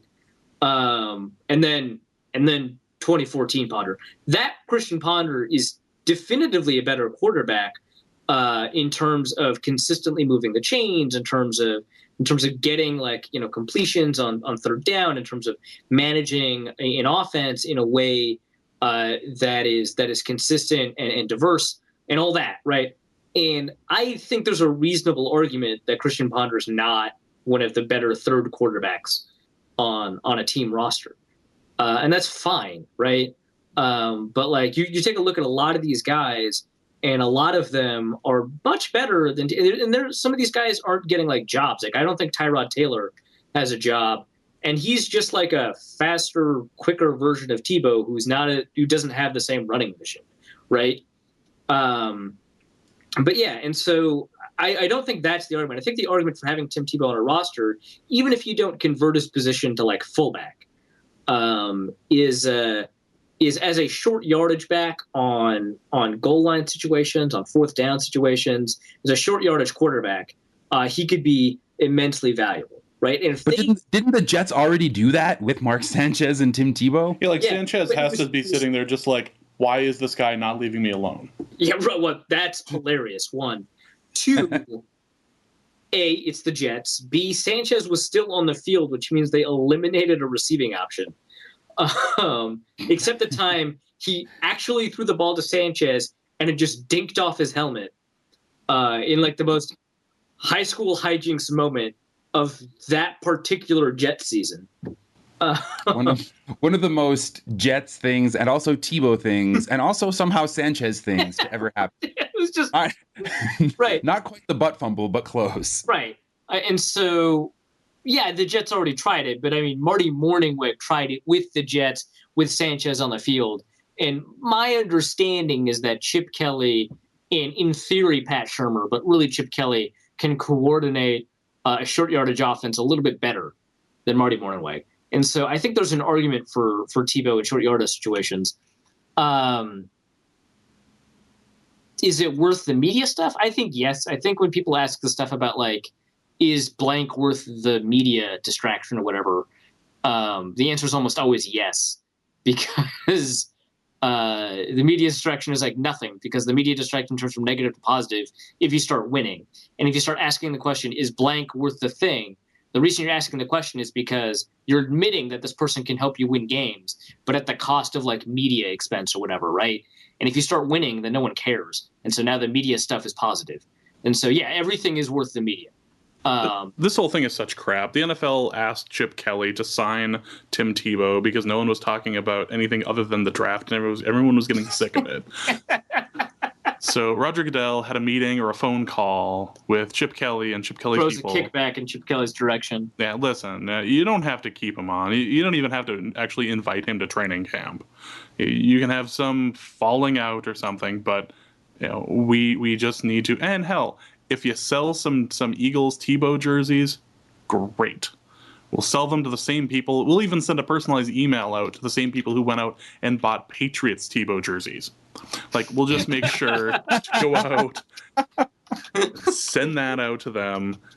It'll give the people something to talk about. It'll get us to draft day, and people will forget about the whole fact that we have no other news other than the release of the schedule. Like, you still see so if you go to Tebow jerseys in Denver on game day. If you go to the Eagles website and you look for jerseys, the first 3 jerseys are Tebow jerseys. Nah, of course. Yep. And then it's a DeMarco. That's just to sign him. Yeah. Yep. Then there's the DeMarco Murray jersey, a custom jersey, in Ertz, a Zach Ertz jersey, a Brian Dawkins jersey. It's been a while. Connor Barwin, Kiko Alonso, DeMarco Murray again. A couple customs, Dawkins, Byron Maxwell, Zach Ertz. And then you go to Connor Barwin again, Cunningham again, the Connor Barwin Pro Bowl jersey, and then the Sam Bradford jersey. Tim Tebow is way ahead of Sam Bradford in jersey sales. And Sam Bradford's jersey didn't even hit the Eagles Pro Shop until very recently. The Tebow jerseys were there right away. Which drives my wildly irresponsible prognostication. Sam Bradford will be traded before the 2015 season. Again, that is. We should just all 3 have an Eagles-centric one, because I'm going to go with that the Eagles will not make the playoffs in the next 5 years. Next 5 years? Next 5 years. Is that still irresponsible? A lot of teams don't make the playoffs over the course of a 5-year stretch, right? Considering the amount of work they seem to be putting in, not in draft picks, but in assets now, it seems more disappointing to them that they wouldn't make it in the next 5 years. Well, and Chip Kelly has got to, I mean, the clock's got to be running on him at some point. I mean, he has been... It can't be. They just promoted close to greatness, but has never... They just promoted him. There's no way the clock's he's got a couple of years. Yeah, he's got a couple of years. Yeah, he's got 3 at least of just terribly shitty decisions. Awesome decisions. Are you kidding me? I'm going to follow this dude like I'm stalking him. This dude is so interesting. Can they? If anyone can find a way to put Tim Tebow in a game in a useful way, it's probably Chip Kelly. Yeah, but that's what they said about Bill Belichick. Well, Bill Belichick was smart enough to know that Tim Tebow should never be on a football field. But okay, there is that. Yeah. Leaving that aside, if Chip Kelly can bring back Michael Vick too, and oh my god, is he going to field a team that is only quarterbacks? Quarterbacks who run. That's all it's going to be. Is just quarterbacks who run. That way we can bring the Ron Mexico jerseys back to the Eagles. I've been saving this. Excellent. Finally. Reunited, and it feels so good. Hey, what's next on our podcast to-do list? The mailbag. Mailbag. Yay, do we ever? Well, first of all, James put out a question via Twitter today. Yep. The question is, who is the best or worst draft pick the Vikings have ever taken? And this is actually inspired by an NFL.com piece where the best one was determined to be Scott Studwell. 1977, linebacker for 14 seasons. Believe he's in the Ring of Honor as well, and has been in the has actually worked in the front office now for 22 seasons as well. So that is actually a pretty smart take, because he's probably not working in the front office for the Vikings. The Vikings don't draft him. They drafted him super late. Turned out to be a super valuable pick. But it just feels weird, right? Like, that feels weird, right? Yeah, it does feel weird because your first thought is Tarkington or Moss or something along those lines. Like, well, Moss, McDaniel, Dolman, I think Alan Page. Yeah. Those I think are all sort of up there. If we were to look at Peterson, you go, okay, well, if he puts his whole situation behind him and puts down 3 more 1,500-yard seasons, then we'll talk. But like, also, what about Matt Burke? Yeah, there's just a lot of interesting things. But they had chosen as their person Scott Studwell. So we asked Twitter for the best first round, or for the best pick, and if we can get the worst as well. And Brett Kreis had the take of the one they traded away for Herschel Walker. That's good. I like that one. That I enjoyed that one. Randy Moss got a mention from Brian Marat. Randy Moss got at JFresh 1084 also threw down Moss. Yep, a couple of Mosses, and Judd Zuglin's hoodie had Demetrius Underwood. Yeah, well, clearly. I know some jokers said Troy Williamson too. Yeah, that one was good. So, Arif, who do you think is the best draft pick the Vikings have ever taken?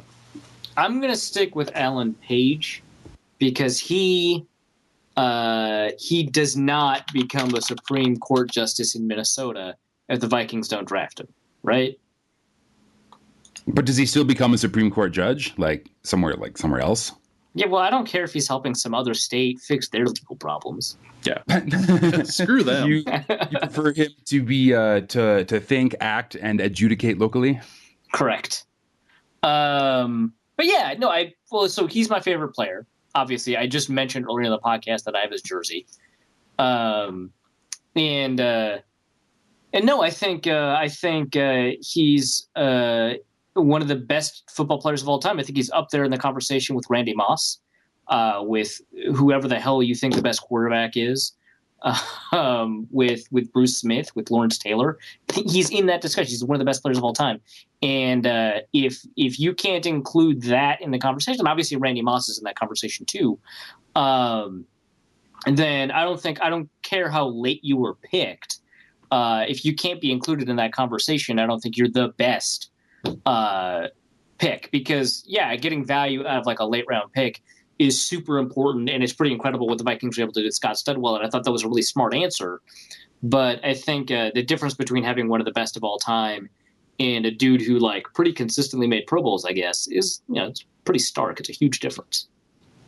The better question is the worst draft pick in Vikings history, and people have said like Troy Williamson and stuff like that.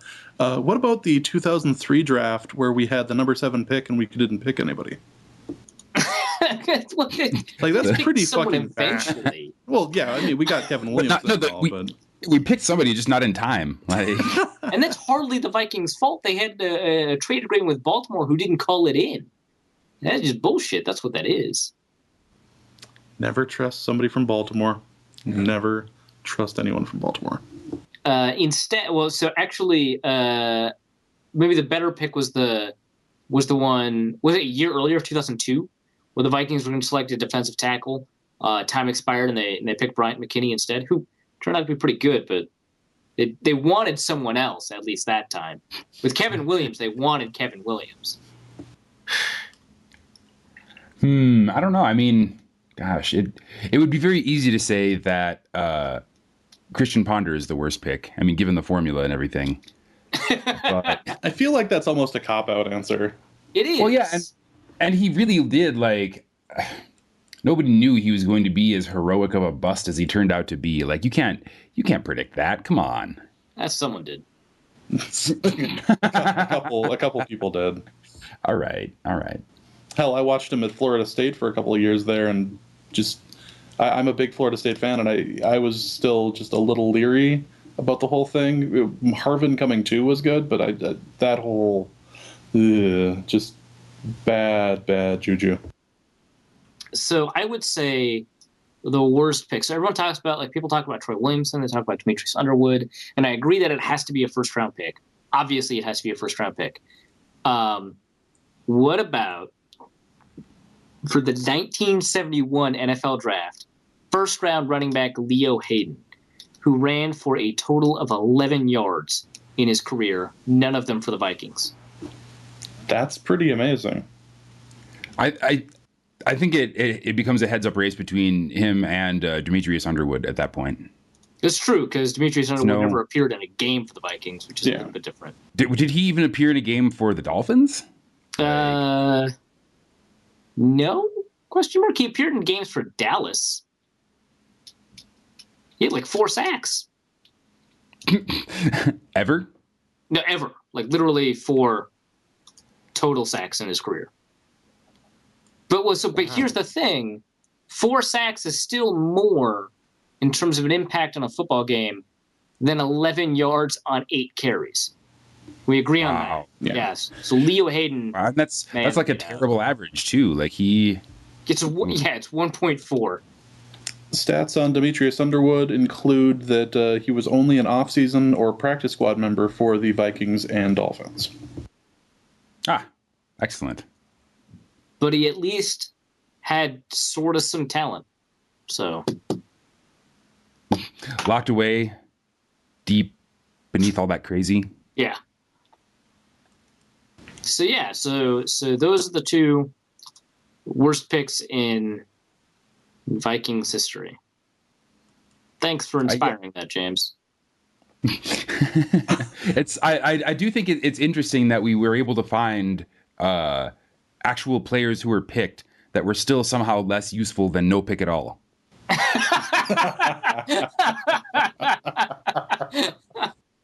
That is, I would like to think, just for my own like peace of mind and like my own conception of myself as a Vikings fan, that is a uniquely Minnesota thing to have happen. That has to be. Like, who else has 2 picks that never happened? Like, what other team has that? And we still picked up Demetrius Underwood. Why did that pick have to happen? Jesus. Could have missed that one instead. So we have a few questions in the regular part of the mailbag, some non-best and worst player related. Judd Zolgad's hoodie writes us and asks, and since this actually works out great, since we actually have like a 3-man pod this week, we can argue amongst ourselves about this. If all of you were left on an island, which guy is eaten first and why? I tweeted out that I'm pretty confident I could use Reef's bones to pick my teeth. But only if you caught him. I am probably one of the more difficult of the 3 of us to catch. Second, I am like the least useful to catch. I'm so tiny. I bet if a Reef and I teamed up on Dusty, it would work. Like, I'm fairly confident I could figure something out for a Reef, but it wouldn't be worth it. But I have a feeling Dusty might have a little bit more meat on him. So a Reef and I combined could take Dusty. Well, the elephant in the room, James, is that you have much more meat. Of course I do, but I have deceptive speed, and I'm the only one of the 3 of us. Deceptive what? I'm the only one of the 3 of us that has dad strength. Dad strength. That's absolutely true. I agree with James on both counts. I thought about this all day today. Definitely the most worrisome situation for me is if the 2 of you gang up on me, because I am confident that a Reef cannot take me in a fight and that I can outrun James. But the 2 of you together, especially given dad strength, which is a real thing. Dad strength is a thing. I mean, you're the one tossing around a 2-year-old, every day. I got a kettlebell that that tackles me every day. Exactly. It like wiggles and it's like weirdly proportioned and stuff. Like I just go to the gym a couple times a week and like all my weights are stationary and don't cry. I got that 3 hours of sleep, nothing left to lose shake to me. Like exactly. You don't want to fuck with that. I don't know though. I think if nobody of the 3 of us, I'm also the best at forming alliances. Probably. I suspect that my butchery technique is better than either of yours. Like when it came to field that's dressing, a skill we're gonna value. Yeah, we're not interested in how it's being cooked afterwards. Like we don't need a sirloin cut of anything here. Well, no, I'm just saying that I would do the most efficient job, like cleaning the bones or whatever. Look, I need secondary like bonuses in order to convince one of you to gang up with me and not the other. Dusty's going to talk to a reef. Gains are only useful in a situation where the person that you're cleaning would necessarily be similar to another person that would be cleaned, like you. So only if the island had someone who had your basic build, where your butchery skills be a useful tiebreaker. Because no matter what happens, no matter how inefficient James and I are, right, we're still going to get more meat out of you than you at your peak are going to get out of me. Out of you, yes, that is accurate. So that efficiency doesn't matter. Dusty's big selling point is going to be something along the lines of, yeah, but after we kill him and after we kill James and take off his knees and everything, I can make a nice marrow stew afterwards too. Exactly. I am very enthusiastic about using every part of my producer. Leave nothing wasted. That makes me the kingmaker. I have to choose between the two of you in terms of my alliances. Well, and I think that's the unfortunate reality is that this is going to require an alliance between two people because we individually have such I guess divergent natural strengths. I guess except for me, I'm slower than James and stronger than Arif.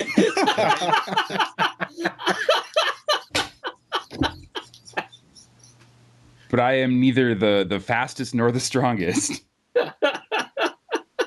It's going to end very poorly for one of us. Well, I think for all of us, I mean, like, so we eat a reef, and then like 3 hours later, we're hungry again. Oh my god! Did you really just go there? That's such a dumb joke. Because you're skinny and small. Yeah, okay. It has nothing to do with your Asian descent. Absolutely, Exactly. nothing at all to do with it. Nothing at all to do with that. It isn't terrible human being. I mean, and realistically, like, no matter who is eaten first, the other two will be found like with like knives in the other person's body, like either with your hands around each other's necks or stabbing the other person to death until you both die. Like no one, if we start eating each other, no one gets out alive. Right, and no one wins. But the question was who's first. Who's first? Dusty and I are going to be found, and the guy's going to be like, "Oh, what happened?" It's like we couldn't handle the metrics anymore. We couldn't handle the sabermetrics anymore. It got too much. If there's other food on the island, like if there's like things that I can eat in trees, then I like my chances a lot better because I suspect I'm a stronger climber than either one of you. Oh please! Climbing coconut trees is in my blood. No. No, that's so racist. I can't make the joke, but you can. Yeah, that's how it works. You can't use that term. Really only a reef can. All right. Also, I've literally climbed coconut trees. That's obviously I have an advantage. Obviously. Zen Cupid at ZenDBP writes us, is anyone dumb enough to actually give the Vikings a first rounder and more for Adrian Peterson? I mean, we're talking about teams like the Raiders, the Buccaneers, Atlanta. So yeah, maybe. I mean, yeah, I think any NFL question that starts with, is there a team dumb enough to, the answer is probably yes.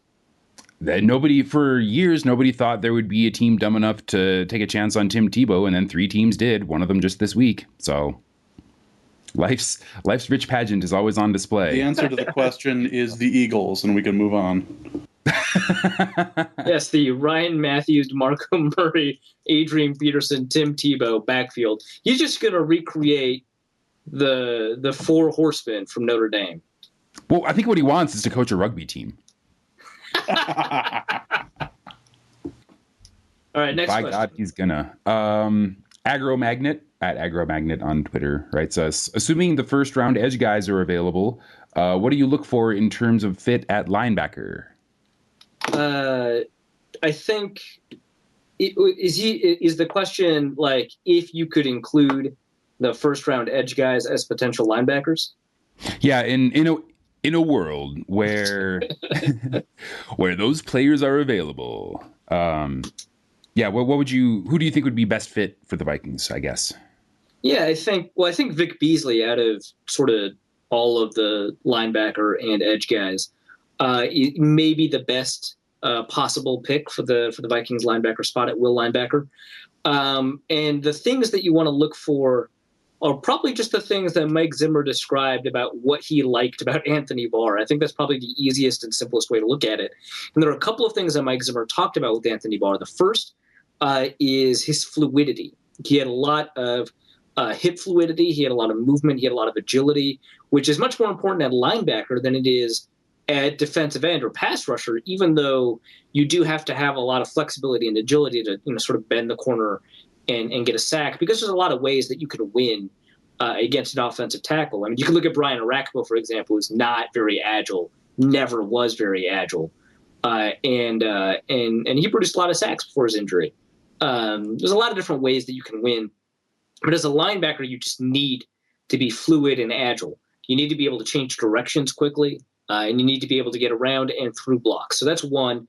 I think for a Zimmer linebacker, length is appreciated. I don't really know how important that is. He did mention it for Anthony Barr, his length. He's 6'5", and he has long arms, so that helps. And Vic Beasley's sort of, I wouldn't say necessarily the exact same mold, but he has long arms, he's tall. And so in that sense, there's a level of fit. And if you could just have, and another maybe more relevant example for length would be Bernardrick McKinney, 6'5" as well, pretty long arms. If you have Bernardrick McKinney and Anthony Barr over the middle, then you've got the longest, tallest linebackers in the league. And that just has to be annoying on third down. That has to be like the most obnoxious thing to deal with. So there's that.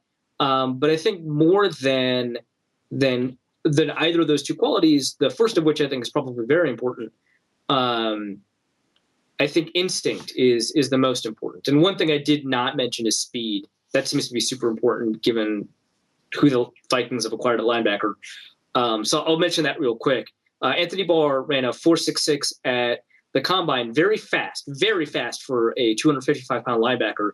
Even faster was his pro day, where he ran a 4.41, which is mind-boggling. It's receiver speed at 255 pounds, and I just can't describe how insane that is, because that's out of control nuts. But all the other linebackers that the Vikings have ran faster than a 4.72, which is the average speed, or the Vikings have acquired, not that they have, which is the average speed of a linebacker going through the NFL Combine. They run 4.72, and that's the expected speed for a linebacker weighing about 242 pounds, which is average for a linebacker.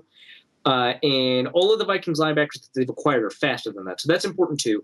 But the final thing is instinct. That's more important than speed. You need to have speed. It's more important than agility. You need to have agility. That's much more important than length. You might want length. I'm not so sure about that one. But your ability not just to diagnose plays and recognize those plays instantly, like at the snap, before the snap, or whatever, but to figure out exactly when you can freelance and when you can't freelance, when you can sort of operate outside of the constraints of the play and when you can't. Because, NFL plays, they break down all the time, and your understanding of what you need to do, which is related to your field intelligence, your football awareness, your instinct, that's really important for a linebacker. For a cornerback, you just have to follow your receiver, which is hard, but that doesn't require a lot of decision making. It's very difficult to follow a receiver in a scramble drill, but that doesn't make it a decision making problem. That just makes it an ability problem. For a linebacker, you have to figure out what you have to do, and that's pretty important too. Anthony Barr's freelancing was extremely good last year. His ability to do things like shut down screens, to figure out how to blitz the A gap and all that. Those were all pretty important. And I think Vic Beasley has all of those things. The ability to process information quickly and react to it, I think he has that. That's, I think, a question about Randy Gregory. I'm not saying that's a problem for Randy Gregory. I'm just saying that's a question because his scheme in Nebraska asked him to sit and read the offensive line before he made a move. And so it makes it very difficult to evaluate his instincts from that perspective. Whereas a player like Vic Beasley, he was very instinctive. He wasn't necessarily as assignment sound as he needed to be. He's very instinctive. So those are the things that you probably want to look for in at least in a Vikings linebacker.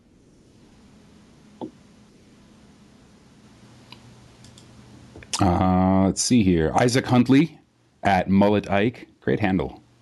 Writes us, how do you feel about Kevin Johnson? He seems like a perfect under-the-radar fit. Yeah, it's interesting because Kevin Johnson is both under the radar and being projected to go in the first round. So, like, talk about him, big draft. But, yeah, I guess he's just so boring sounding to me that I haven't really broken him down. I haven't looked at him. I haven't figured out his game yet because I looked at Marcus Peters. I looked at Trey Waynes. Both of those are just more inherently exciting. I looked at Jalen Collins. And I didn't look at Kevin Johnson because his name is Kevin Johnson, and we're all subject to, like, cognitive biases.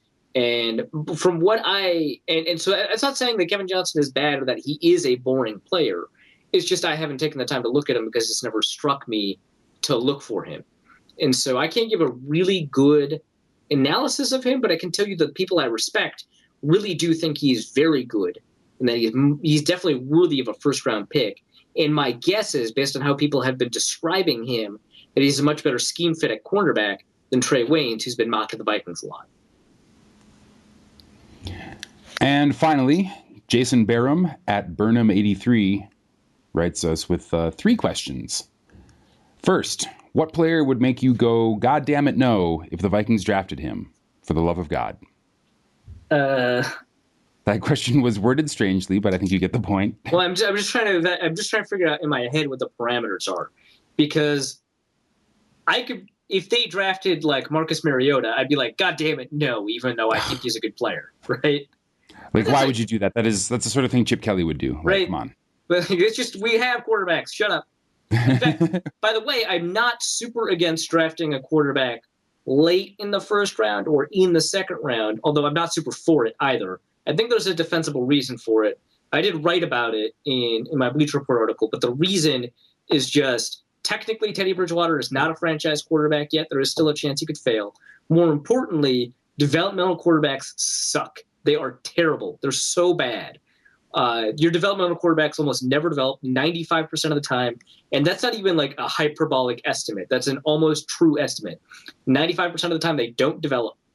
And so if you draft a developmental quarterback in the second round, pretty good chance they'll develop into at least a backup quality player. If not, you can trade them. Maybe someone else over-evaluated them, whatever.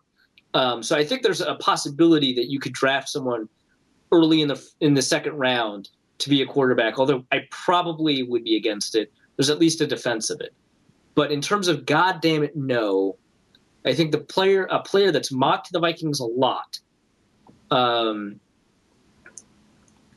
Okay, so 2 players. One, Danny Shelton, who's been mocked to the Vikings, I think, twice from prominent analysts.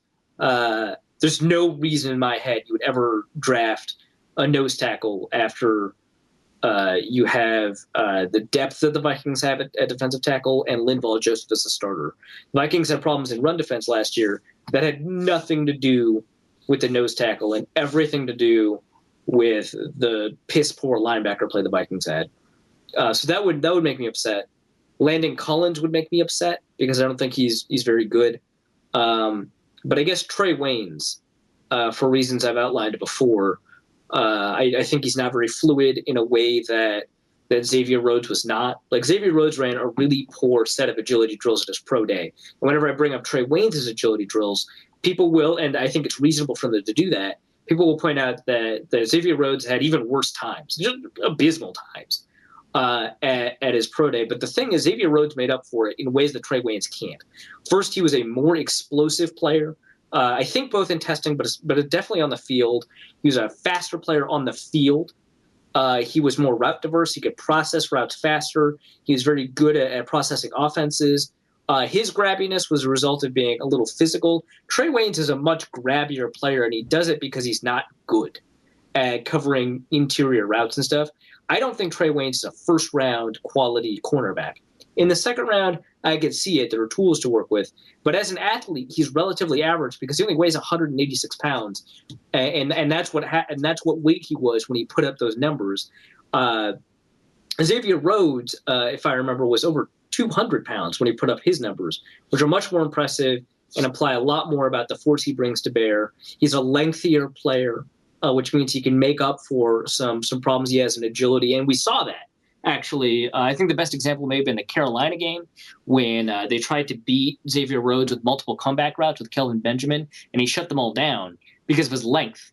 Admittedly, Kelvin Benjamin, not the most agile player on the planet, but because receivers always have an advantage because they know what they're going to do and cornerbacks don't, and because he's reasonably agile enough, he should have had a bigger advantage against Xavier Rhodes, and he didn't. And I think part of that was length, and I don't think Trey Waynes has that advantage. And so there's a lot of things about Trey Waynes that really bother me. I don't think he's a scheme fit for a lot of those reasons, too.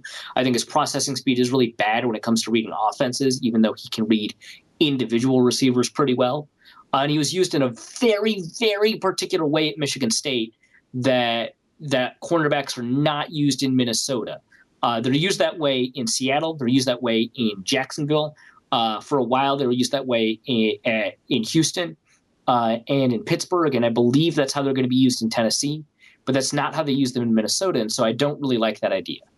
So that probably would be the biggest goddamn it no moment for me. But I would not appreciate Danny Shelton or Landon Collins. What percentage would you give that the Vikings walk away with 3 first-round picks again? Pretty high. I think 20%. Really? You think we'll be aggressively trading up? I guess the AP thing really makes it interesting. So I think there's a greater than 50% chance that they trade Adrian Peterson. Remember, I said this like sort of every week on the podcast. Mm-hmm. And I think that there is a greater than 50% chance. I think there's like an 80% chance they trade up into the first round. Now, those two things combined may only mean 2 first-round picks, right? Because if they trade Adrian Peterson for a second-round pick, they could package those 2 second-round picks together, move up into the first, and that's only 2 first-round picks. But there exists the possibility, right, that you could get 3 first-round picks out of it, either by trading back into the first round and trading Adrian Peterson for a first, or trading Adrian Peterson for a second and change, and then trading up into the first round twice with both of the seconds plus some of the 4th and 5th round picks that you have, or 4th and 7th round picks, I guess. The Vikings only have 1 5th round pick. And finally, the easiest of all questions: who is a bigger tool, Adrian Peterson or Ben Dogra? Ben Dogra, easily. Come on. Well, this is an interesting question, though, because AP still doesn't think he did anything wrong, and is still employing the services of Dogra. I think the employing the services of Dogra thing is really important, and I think people are forgetting that. And I think that when people get mad at Dogra, they forget to get angry at Adrian Peterson, because there's no reason that he shouldn't have fired Dogra by now if he disagreed with Dogra. But I mean, Dogra's initiating all of these prickish moves, and I think Adrian Peterson genuinely wants to be a good father. He's just bad at it. I guess it depends on who you ask, but I think Dogra likes being a dick. I don't think Adrian Peterson likes being a dick. Yeah, and I think Peterson, I think we've seen a lot of evidence that he is not the sharpest tool in the box. But I don't think he has the obvious, he doesn't take joy in being a douchebag the same way that Dogra does. And Peterson, he's the kind of guy that will, talk to the cops with no lawyer, because he just thinks that they're good guys. He's not. Maybe he doesn't have the best, maybe he's not canny or super sharp-witted. He does continue to employ, Ben Dogra. So, maybe he remains committed to the same end result that, Dogra is, which is, the best deal with a team that is not the Vikings. But I feel like if Peterson were directing, this would be a little bit different story. Alrighty then. Well, that is the mailbag, and how fortuitous that the show has reached its natural end, because we seem to have lost a reef, but that's okay, because I know this part pretty well.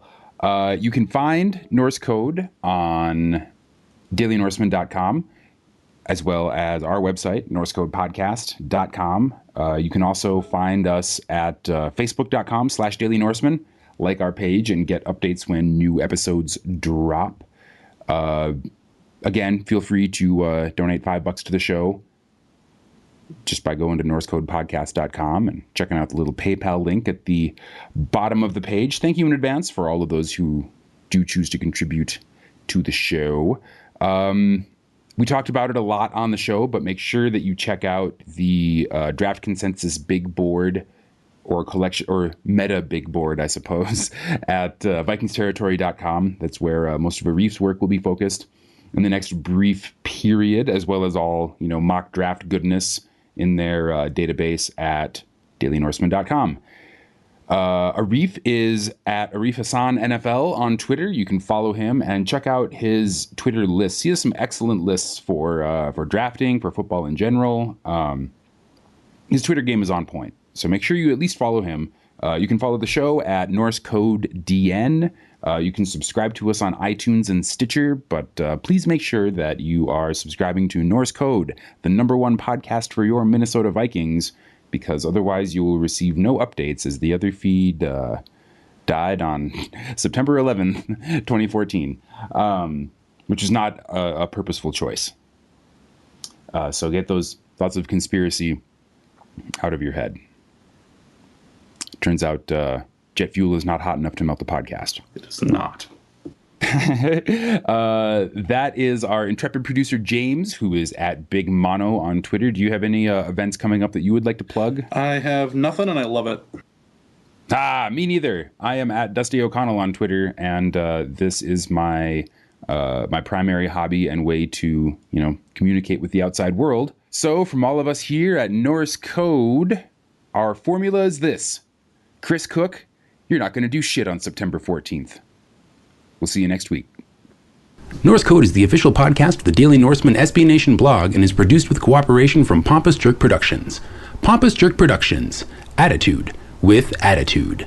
The opinions expressed in this podcast are solely those of their contributors and do not reflect official positions of the Minnesota Vikings, SB Nation, the Daily Norseman staff, or PJP. No information in this podcast should be construed as gambling advice. Please obey all local gaming laws. Our formula is this. We go out, we hit people in the mouth.